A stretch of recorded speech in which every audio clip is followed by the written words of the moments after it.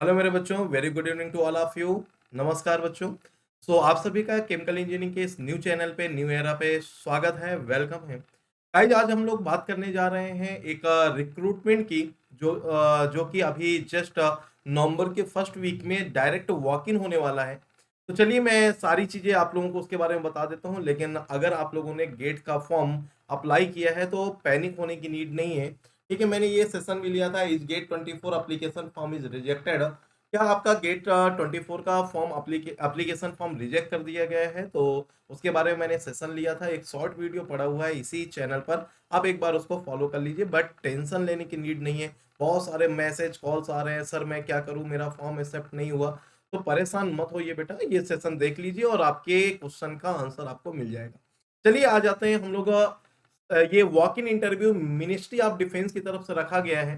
मैं एक बार इसको पूरा आपको बता देता हूँ क्या है। Walk in interview of the candidates fulfilling the qualifications mention below for the period of 2 year is to be held in DMSRDE Kanpur to award junior research fellowship. ये बेटा JRF के लिए वैकेंसी आई हुई है, जिसमें नंबर ऑफ वैकेंसीज बेटा 5 हैं।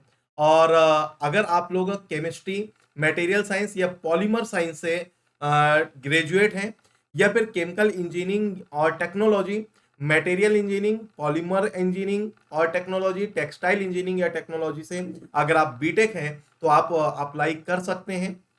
इसमें आप लोगों का बीटेक फर्स्ट डिवीजन होना चाहिए, और साथ में अगर आप साइंस बैकग्राउंड से हैं तो आपका नेट, और इंजीनियरिंग बैकग्राउंड से हैं तो आपका गेट क्वालिफाई होना चाहिए। Post graduate degree in professional course ME MTech in relevant discipline in first division both at graduate at post graduate level. ठीक है, अगर आप ग्रेजुएट हैं तो ये इसेंशियल क्वालिफिकेशन है, बट अगर पोस्ट ग्रेजुएट है तो ये आपके लिए रिलेवेंट डिसिप्लिन में प्रेफरेबल भी हो सकता है। जिसका इंटरव्यू आपका 3 नवंबर को सुबह 9 बजे से होगा। कहाँ पर होगा, क्या कैसे होगा, उसके बारे में पूरी डिटेल आपको बता देता हूँ। बस एक चीज, आप केमिकल इंजीनियरिंग स्टूडेंट हैं, आपने बीटेक कंप्लीट कर रखा है, आपका फर्स्ट डिवीजन होना चाहिए।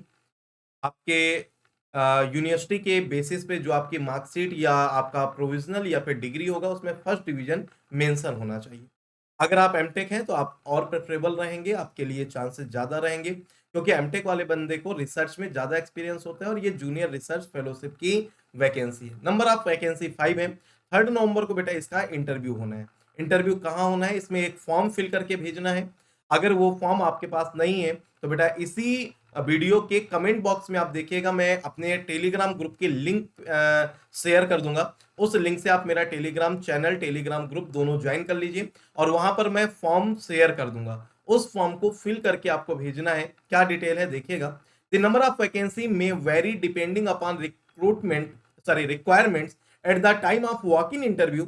A vacancy may be kept unfilled if no candidate is found suitable। अगर आपका इंटरव्यू नहीं अच्छा जाता तो ये जरूरी नहीं है कि वो 5 कैंडिडेट सेलेक्ट करेंगे ही करेंगे, ऐसा कंपल्सन नहीं है। और मे बी कुछ वैकेंसी कम या ज्यादा हो सकते हैं, ज्यादा होने के चांसेस कम रहते हैं, लेकिन मे बी अगर उनको लगता है कि एक दो एक्स्ट्रा बंदे चाहिए तो वो ले सकते हैं। मैक्सिमम एज 28 ईयर की होनी चाहिए जब आप जिस डेट में आप इंटरव्यू देने जाएंगे। SC ST वालों को 5 ईयर का रिलैक्सेशन रहेगा, दैट मीन्स 33 ईयर तक के लिए एलिजिबल रहेंगे। और OBC वाले 31 ईयर तक उनको 3 ईयर का रिलैक्सेशन मिलेगा। लेकिन जो रिलैक्सेशन मिलेगा वो नॉन क्रीमी लेयर बंदों को ही मिलेगा। क्रीमी लेयर के लिए जनरल कैंडिडेट की तरह ही कंसीडर किया जाएगा। सैलरी अगर मैं बात करूं स्टाइपेंड की, तो 37,000 पर मंथ स्टाइपेंड रहेगा फर्स्ट 2 ईयर के लिए। वैसे 2 ईयर के लिए ही ये वैकेंसी रहेगी, लेकिन बहुत बार अगर प्रोजेक्ट थोड़ा सा लेंदी हो जाता है, या प्रोजेक्ट का वर्क कंप्लीट नहीं हो पाता, या उनको लगता है कि आप एलिजिबल हो, तो आपको प्रमोशन भी मिल जाता है और आपका डेट एक्सटेंड भी किया जा सकता है। कंटीजेंसी जो ग्रांट की जाएगी वो मैक्सिमम 15,000 पर एनम की होगी, जो कि आप अपने रिसर्च वर्क के लिए यूज कर सकते हैं। और अगर आपको नीड पड़ती है तो आगे नेक्स्ट ईयर आपको 20,000 की भी कंटीजेंसी अलॉट की जा सकती है, अकॉर्डिंग टू गवर्नमेंट रूल। और गवर्नमेंट की तरफ से ये कंटीजेंसी आपको मिलती है, जिसका यूज आपको अपने रिसर्च वर्क के लिए, आपको वहीं पर प्रोजेक्ट के लिए, लैब के लिए यूज किया जाता है। और इसके अलावा जो आपको the award of fellowship will not confer any right of candidate for further employment in DRDO।